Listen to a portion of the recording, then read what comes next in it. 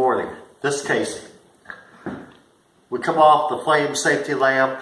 That was our last video. We told you that we would do an evaluation on the SKS communist block rifle. And we have had numerous of these, and you know, in the day, out the door, you could buy an SKS and 1,440 rounds of 7.62 by 39 ammo for $200 or less. And we all have had these, and they're nice rifles.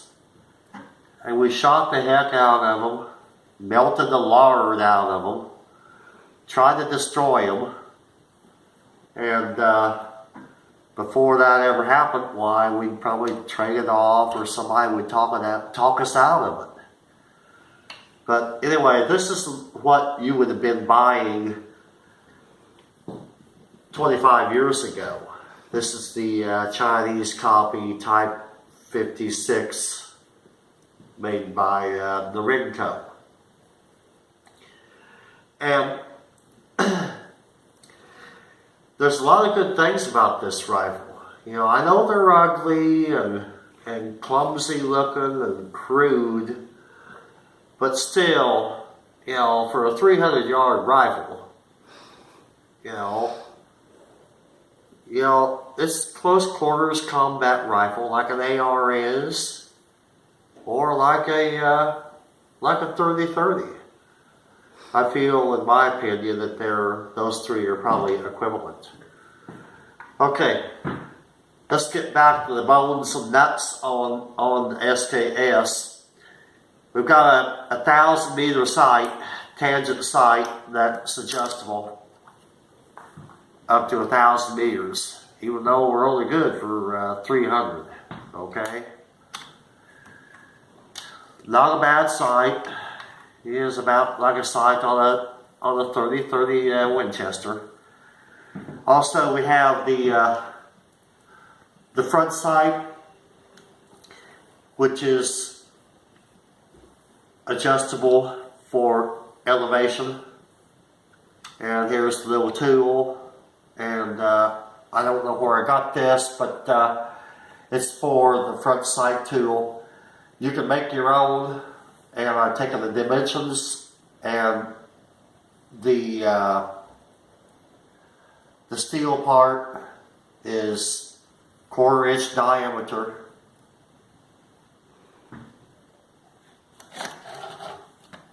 Probably cold rolled.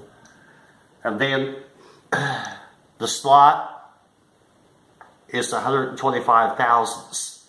That's 1/8 of an inch. You can make your own, or you'll run across these. The other one here is for taking it's a spanner for taking your recoil lug out of your stock. Why you want to do that, I don't know why, but you might want to. But you know, these little tools are out here, and it's a good thing to be able to do your front sight elevation. Your front sight windage, you know, you can buy a tool for that. It looks like a beam clamp. And of all of these, I probably had 10 of these. I never did have to do the windage on the front sight. Alright, anyhow. You got your gas. I'm not going to take this apart. You know, I'm going to give you a book on how to do that. Your gas cylinder is here. It's got a real nice piston. I like it better than what is on an AK.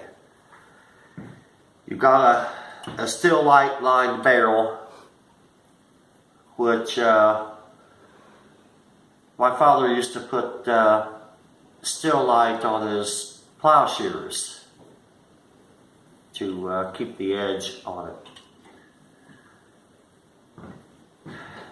It loads. You can load it with a 10-round stripper clip, or you can load it individually, whatever you prefer.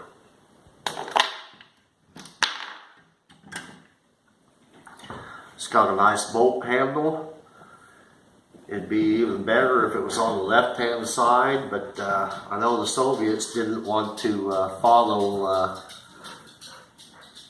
what the Sturmgewehr 44 had, you know, left-hand cocking. So we're stuck with this, but the handle's a lot better than what I would say, in my opinion, than your cocking handle on an AK, which, you know, is a little bit anemic, hard to grab a hold of. This is a robust handle, nice handle. These things are easy to take apart and service, you know, if you even do. We never did, and we were shooting this this Chi-Com brass copper washed steel cased ammo, steel cores, and we never took care of them because they were $80. They still ran, and before you ever wore one out, why, you know, somebody would talk you out of it, or you'd trade it for something that you wanted. All right, enough of that. Now, you got a nice cleaning kit in the buttstock.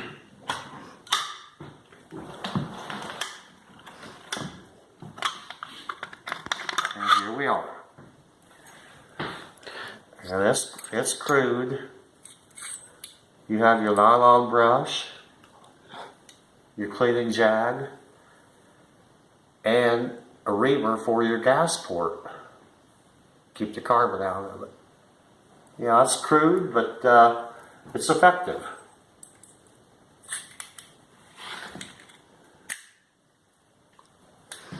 And it goes back into your little keeper. Look right here.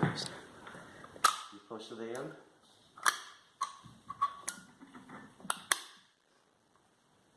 And you're in there. Okay, now on the front part, the muzzle end, you know, these came with bayonets, whether they were a blade bayonet like on an AK or a spike bayonet, which usually most of these SKs were coming to the country with. You know, it's integrated with the rifle. It keeps your cleaning rod in place. But when we got these, the first thing we did was take the screw out right here. Take the bayonet off of there. Pull the cleaning rod out. And, you know, I've already showed you what to do with SKS bayonets on a previous video. So, you know, we just do away with all this because we felt it's out of balance. And with the cleaning rod rattling around and this, we felt that it will affect your barrel harmonics. So we did away with all that. You know, we were having fun with these. It was good cheap fun back then. For less than $200. So we took all that off and everything went well with these. We're happy with them. We have gotten them so hot. And they still just kept firing. You know, they're such a good rifle. Well, carbine. I know they're ugly. You know, looks like the stock come off of a packing crate. They probably used iodine to stain the wood. Now, I've tried a lot of upgrades, aftermarket stuff on the SKS to improve it, and I tried the 30 round mags, and I also tried the 20 round mag that you got at the gun shows, and it just like this mag but had a star on it. They call me this star on it. I tried that, and they didn't work, and the guy I bought them off of at the gun show, you know, my favorite vendor, why, he took them back. He knew that they were no good. I would probably not do, you know, we have done modifications on them. You can put a rubber butt plate on the end of here, of your butt stock, to for a longer armed shooter. You know, they have them. That's probably all right. You know, I'd stay away from any kind of a magazine modification at all. You know, the best thing is about this, I've never had a malfunction on them. They've never you know, flubbed up or anything. They're a robust weapon. And, you know, if they had more mag capacity, I would prefer to have one over an AK. You know, I really would. You know, you got your safety here on your trigger guard. That's silent. You can't hear that click. On an AK, you can't do that. You know, it's an audible click. I'm sure there's something you could do to make that quieter. But anyway, we do have a lot of limitations. And that big, you know, it's a 300-yard carbine. Okay. What we did, we used these as transition carbine from the Ruger 1022 standard for our kids. When they maxed out their Ruger 1022s, why an SKS was next. Good transition from rimfire to centerfire. And that was back in the day. Now look at the sight radius between the 1022, your standard 1022, and your SK. 3.5 inches longer sight radius. That's considerable. It's a good training rifle, you know, like the 1022 are for children. But now the price on SKS's, you know, I looked it up, and they're like, you know, $350, $450, up to $900. Yeah, and some of them are not even, they're not tricked out. You know, I don't think you need to trick anything out on an SKS. I really do not. And that's my opinion. They're good to go as they are out of the box. But, you know, $450 for an SKS, then you know, it's a Chi-Com weapon. You're using Chi-Com ammo, which you may not have a lot of it coming back into the country now, from what I hear. Now, I hear these rumors and stuff, but,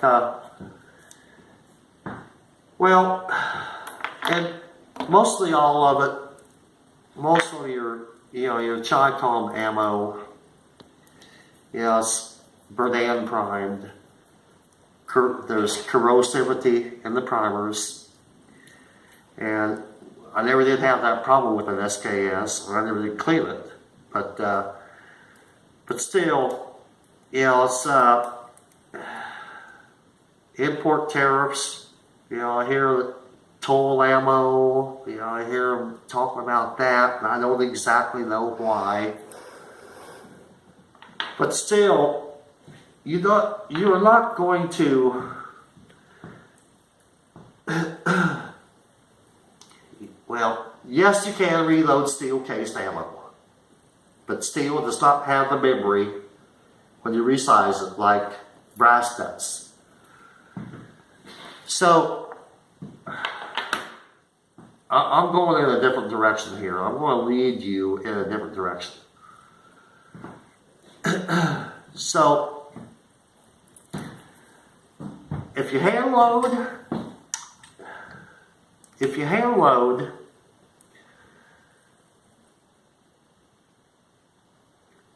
Sub 6239 brass is hard to find.